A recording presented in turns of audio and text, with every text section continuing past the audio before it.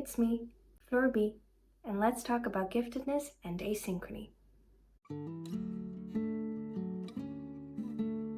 In this first video on giftedness, yes there will be more, I want to focus on the misconceptions about giftedness, the validity of IQ testing, and the concept of asynchrony, wherein lies the truth of the inner lives of the gifted, and why I believe it's important for us to know about this, since this truth has been rather purposefully hidden from us for a long time. Let's get started. Somewhere in the past few years, I found out that there's actually a lot more to what is called giftedness or intellectual giftedness than most people think.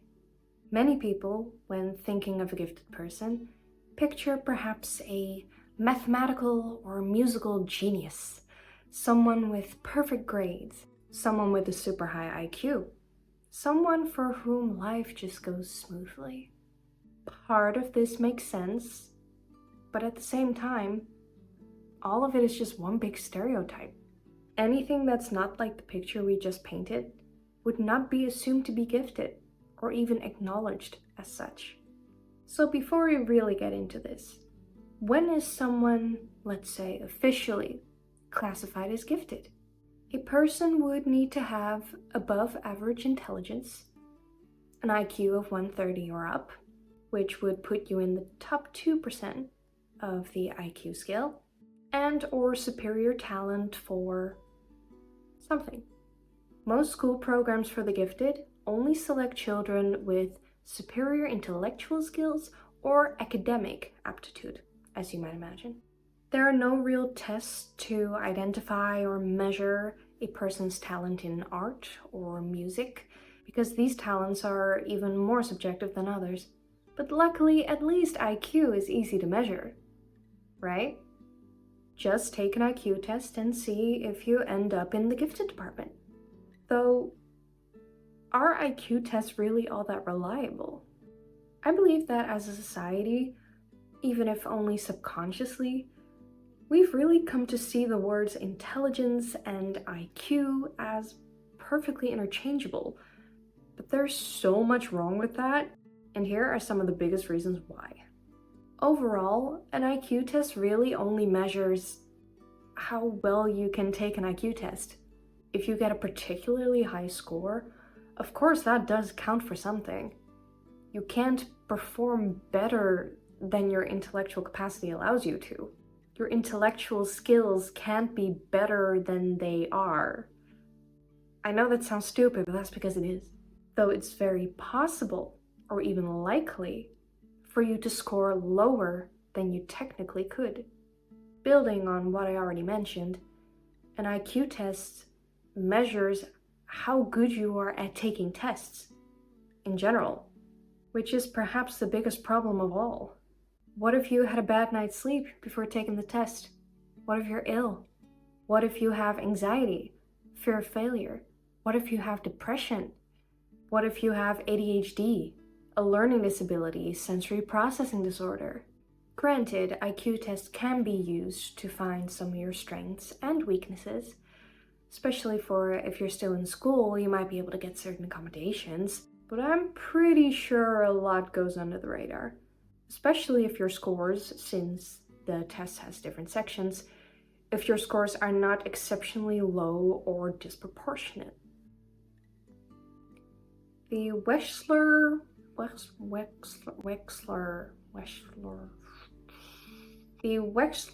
Adult Intelligence Scale IQ test, or WISE, which is easier, which I believe is the most used IQ test at the moment, and also happens to be the one that I took about 2 years ago, tests your verbal reasoning, perceptual reasoning, working memory, and processing speed.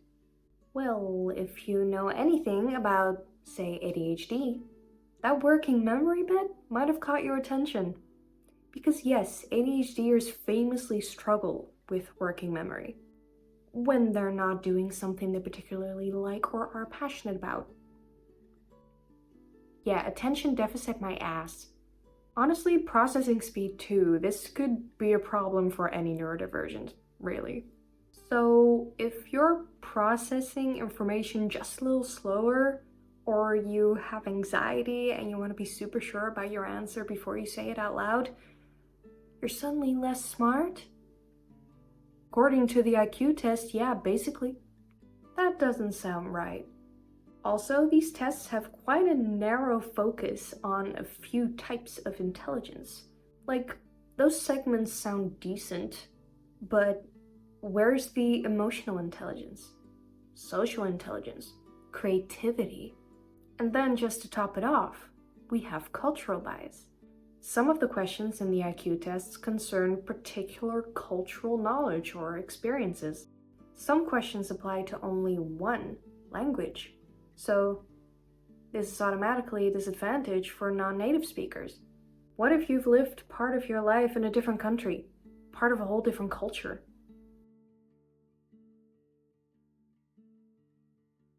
By the way, even if you are a native speaker, here comes my own little rant. Personally, I did the test, and in one section I was given words and then had to describe them as best I could without using the actual words. And it was a little weird. Apple. Now describe it. Sure, if you can give exceptionally clever descriptions of these words, good on you, that shows a certain intellect. But like, any description of an apple I don't really use because there's a word for it. It's called an apple. Of course, the words ramped up in difficulty, which brings me to the next issue. I didn't know like half the words. And so I get point deduction not for my description skills or lack thereof, but because I couldn't do part of the assignment? What does that have to do with intelligence? It wasn't a memory exercise, it was about verbal comprehension. And that lady, she was just doing her job. It's not like she made the test. But she had the guts to tell me when I sort of brought it up afterwards, not angrily. Perhaps there was some sass in there, but And she was like, yeah, well, this version of the test is for your age group, so... Okay then. I was basically raised by American movies and YouTube, my dude. Okay, so my Dutch ain't super fancy, but do you want to know how well I learned to speak English, por ejemplo? Oh no, they're not interested in that. I'm not fluent in Spanish, by the way, just saying. But on to some more cultural bias and general stupidity. I don't remember all the details. But what I do know is that the last section included history questions. History. To tell me how smart I am.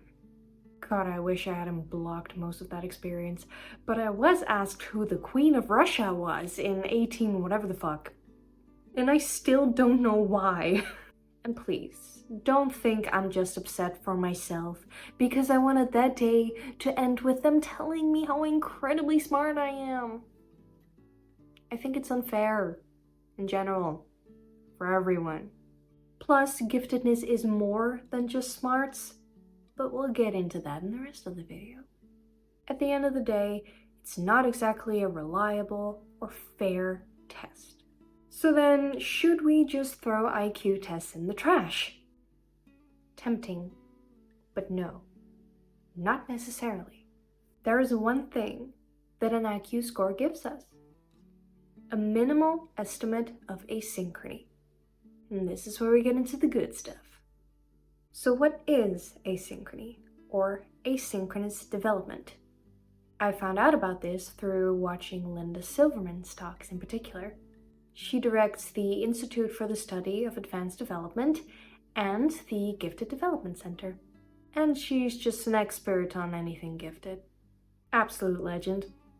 I mainly have her to thank for my current understanding of giftedness, so thanks, Linda. Simply put, asynchrony is the extent to which cognitive development, or the mental age, diverges from physical development, or the chronological age. And asynchronous or uneven development is actually a universal manifestation of giftedness. All gifted people are asynchronous. Like Linda Silverman said, if you think like a 12-year-old, but your hands and feet are like a 6-year-old's, your mind is making promises that your hands and feet can't keep. I do believe she uses the Stanford-Binet test, or some variation of it, and not the typically used IQ test nowadays, but this is technically what an IQ test can do. It can give you a minimal estimate of asynchrony. Minimal because we already know there are all kinds of reasons why you could be scoring lower on the test than you're technically capable of. So you can divide this asynchrony up into two parts. First, there is internal asynchrony, the internal unevenness, if you will, which can be seen in the development of a gifted child. We're talking a lot about those developmental years because that is just where asynchrony is seen best, and also the advanced capabilities. The physical body develops at a normal rate, according to their chronological age. Intellectually, the child is several years ahead, or more depending on the level of asynchrony.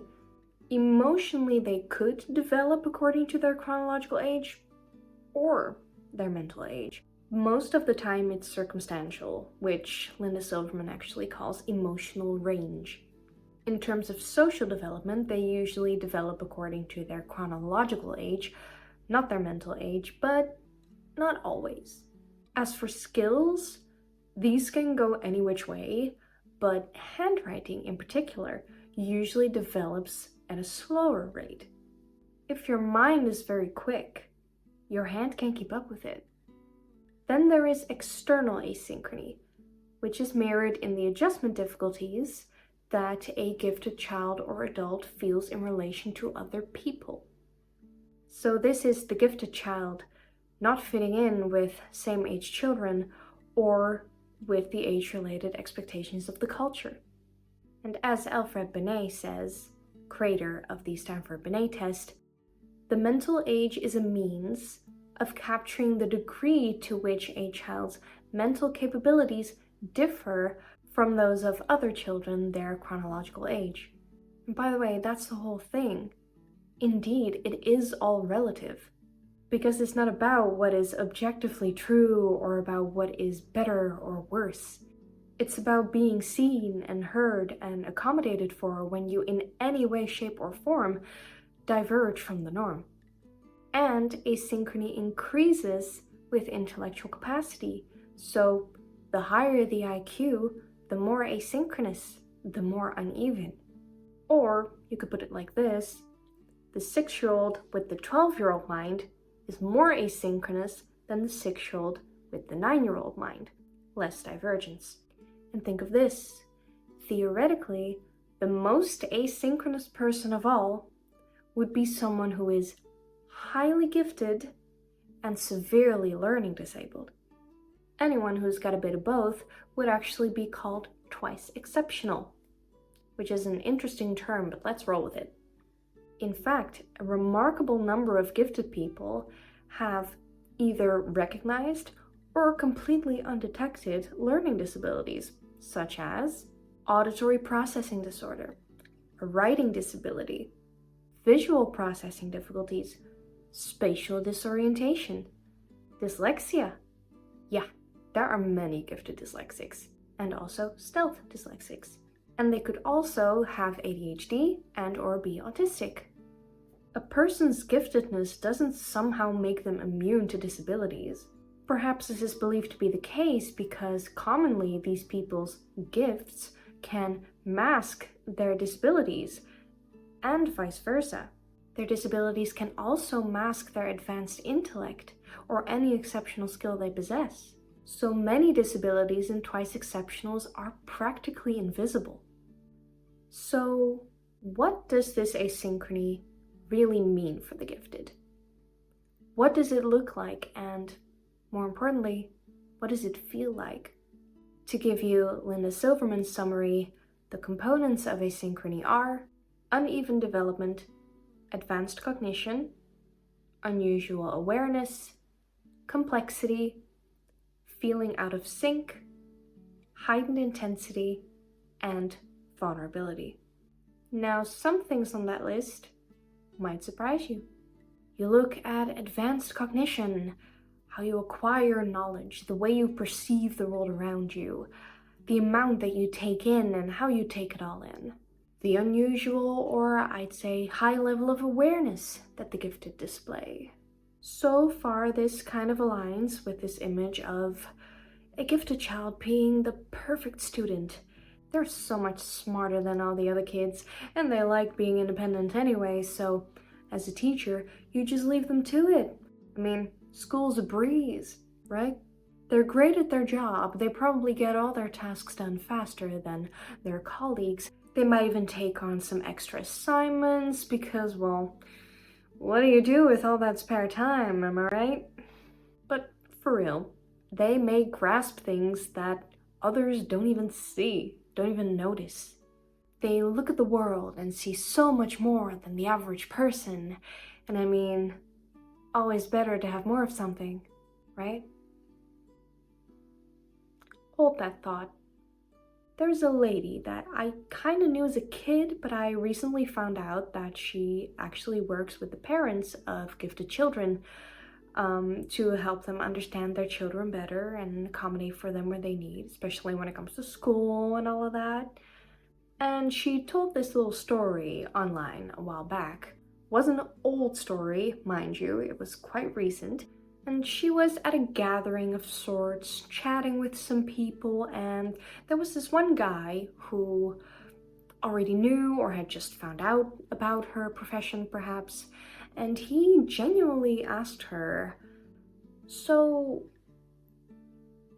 what is it that you do, then?" What he meant to say was that he thought that giftedness was just that, a gift. Being smarter, being better at stuff. Things that should only make life easier, so what exactly was she helping them with? Remember the 12-year-old with the 6-year-old hands and feet? Well, you could use the same example the other way around.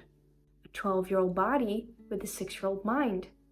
Which is why intellectual giftedness and intellectual disability are actually two sides of the same coin. You're developmentally out of sync in whichever direction. So why wouldn't both sides come with their own challenges? And there's the kicker. Being gifted is not always fun. You might have already come to this conclusion when we talked about asynchrony, but let's look at the rest of that list. Uneven development, complexity, feeling out of sync, and vulnerability. Gifted people actually have incredibly turbulent inner worlds. They're super perfectionistic and doubt themselves a lot, like the standards they set for themselves are off the charts. They do about as much self-analysis as they do self-criticism. Touche me. Their minds never really turn off. There is a forever to-do list. There is never enough time to physically do all the things that their mind tells them they could, or rather should, be doing. They see things differently from most others, so it's difficult finding people who have the same awareness or understanding or just experience as they do. They cannot stand injustice or inauthenticity, and they're very aware of it when it surrounds them.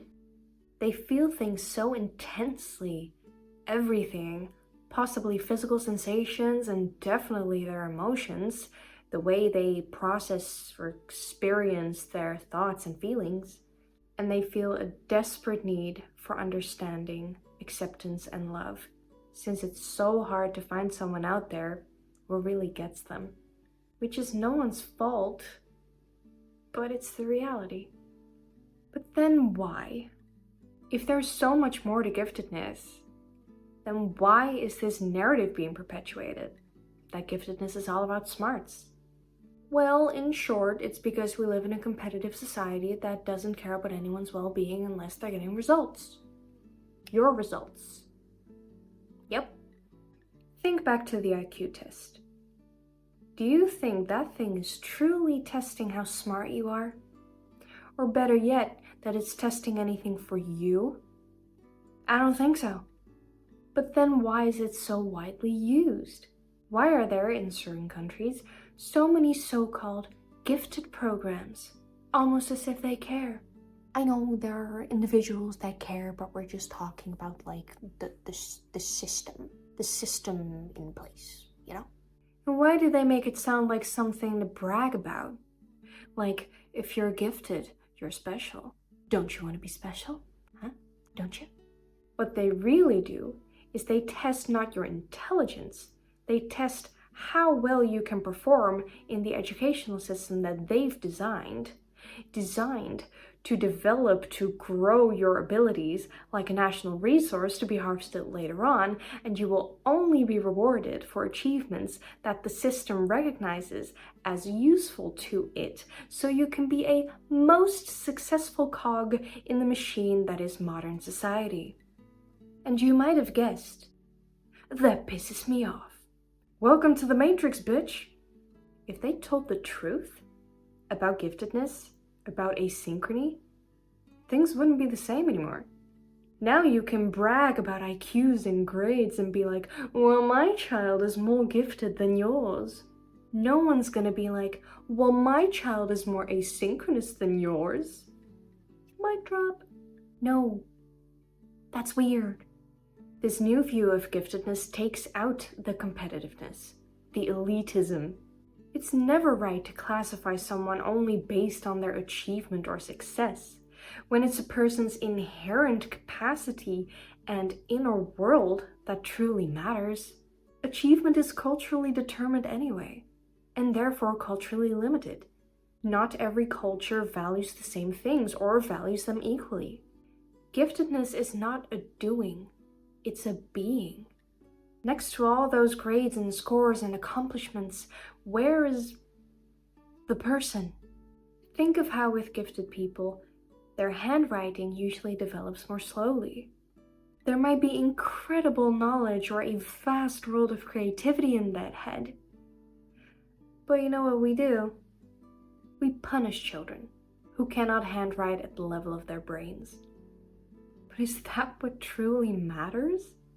All that incredibleness that resides in their heads and hearts just gets lost, forgotten, ignored. And that's not okay.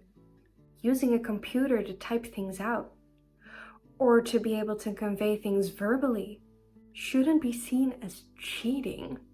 Once again, what is it that truly matters here? In the wise words of Linda Silverman, advanced asynchronous development is not an advantage in a race towards personal gain. It does not give the individual an edge in the competition. In fact, the cognitive and personality traits that comprise giftedness are largely disadvantages in a society in which those differences are not valued. As a child and in all the rest of a gifted person's life, for those of y'all who still think you can grow out of it, yeah, the tea is that in the US in particular, there are those that believe you can outgrow giftedness. Which is wild to me, but of course I don't blame the gifted people, especially not the gifted kids, because, well, the system sucks. They think they've grown out of it when they stop achieving what they're expected to achieve.